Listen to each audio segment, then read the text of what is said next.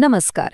आजच्या या सखोल विश्लेषणामध्ये आपण महाराष्ट्र शिक्षक पात्रता परीक्षा म्हणजेच टेटच्या भूगोल अभ्यासक्रमाची अगदी मुळापासून उकल करणार आहोत.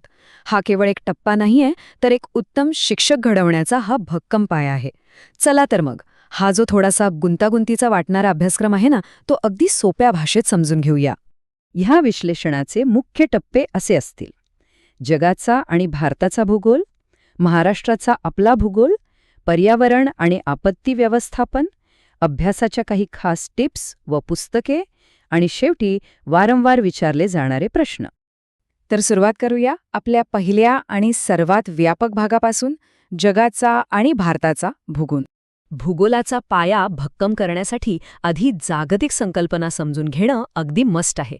म्हणजे पहा, पृथ्वीच्या आतमध्ये नक्की काय चाललंय?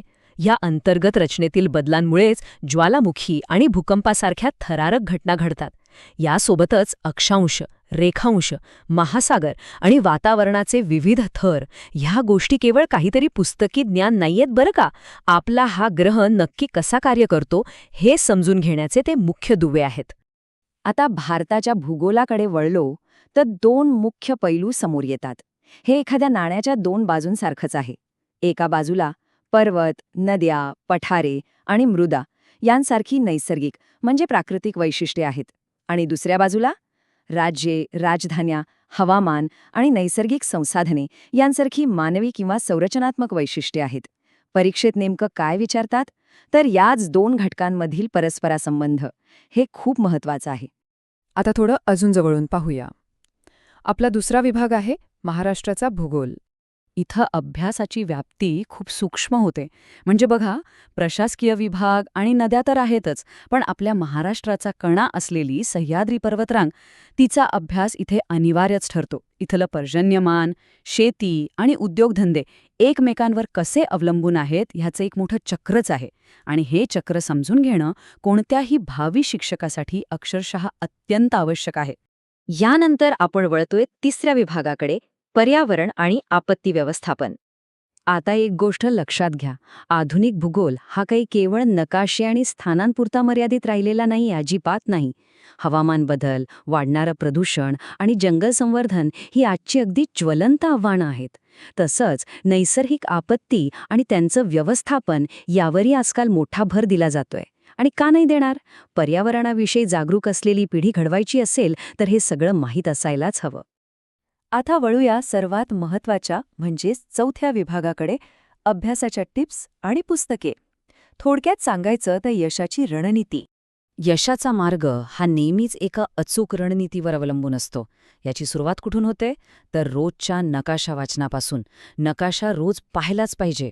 आणि ती जी गुंतागुंतीची भौगोलिक माहिती असते ना, ती लक्षात ठेवण्यासाठी आकृत्या आणि चार्टचा वापर करा. हे खूप प्रभावी ठरतं. शिवाय नियमित बहुपर्यायी प्रश्नांचा सराव आणि मागच्या वर्षांच्या प्रश्नपत्रिकांची उकल याने परीक्षेत यश मिळण्याची खात्री अगदी दुप्पट वाढते. असं म्हणतात ना की योग्य संसाधनांची निवड केली की अर्धी लढाई तिथेच जिंकली. महाराष्ट्र राज्य मंडळाची शालेय पुस्तके आणि बालभारतीची पुस्तके हा या तयारीचा अगदी भक्कम पाया आहे. कारण बऱ्याचदा बहुतांश प्रश्न थेट याच पुस्तकांमधून येतात. यासोबतच चांगली अधिकृत मार्गदर्शक पुस्तके आणि नकाशा सराव पुस्तिका आपल्या या प्रवासाला एक योग्य दिशा देतात. चला तर मग, आता येऊया आपल्या शेवटच्या आणि पाचव्या विभागावर, वारंवार विचारले जाणारे प्रश्न. इथे आपण आपल्या ज्ञानाची थोडी चाचणी घेऊया. भारतातील सर्वात लांब नदी कोणती? हा अगदी साधा वाटणारा प्रश्न आहे, पण तो परीक्षेत वारंवार विचारला जातो. असे थेट आणि प्रमुख नदी प्रणालींवर आधारित असलेले प्रश्न उमेदवाराची भौगोलिक आकडेवारीवरील पकड किती घट्ट आहे हे तपासण्यासाठी अत्यंत महत्त्वाचे असतात.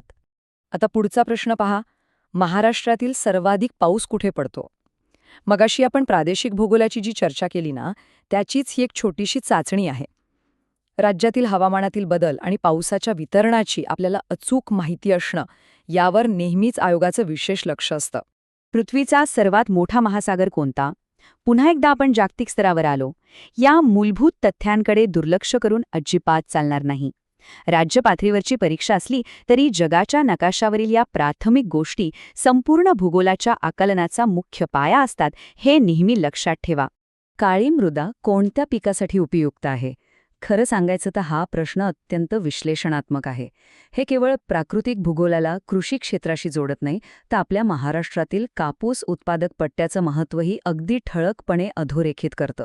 भूगोल हा आपल्या दैनंदिन जीवनाशी आणि अर्थकारणाशी कसा जोडलेला आहे, हे अशा प्रश्नातनं स्पष्ट दिसून येतं. या संपूर्ण विश्लेषणाच्या शेवटी एक अत्यंत महत्त्वाचा प्रश्न उभा राहतो. भावी पिढीला ज्ञान देण्यासाठी आपला स्वतःचा भूगोलाचा पाया पुरेसा भक्कम आहे का? याचं उत्तर जर शोधायचं असेल तर योग्य पुस्तकांचा वापर करून आजच, अगदी आत्ताच अभ्यासाला सुरुवात करणं ही काळाची गरज आहे. लक्षात ठेवा, या परीक्षेतील यश हा केवळ एक निकाल नाहीये, तर एका प्रगल्भ शैक्षणिक प्रवासाची ती फक्त एक सुरुवात आहे.